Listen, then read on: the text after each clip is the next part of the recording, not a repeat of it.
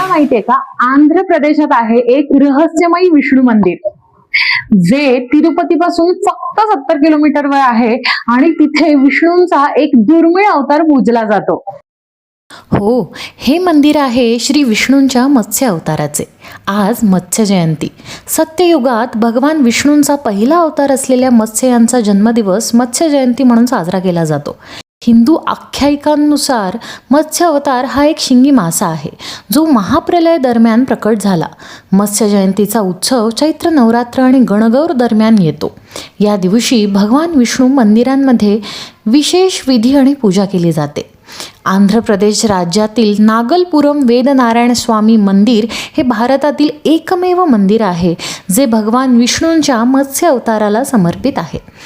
येथे उत्सव भव्य असतात आणि या दिवशी विशेष कार्यक्रम आयोजित केले जातात. मत्स्य अवताराची पूजा 4 हातांची केली जाते, ज्याचा वरचा धड मानवाचा आणि खालील भाग माशाचा असतो. तुम्ही या मंदिराला अवश्य भेट द्या आणि व्हिडिओ आवडला असल्यास फॉलो नक्की करा.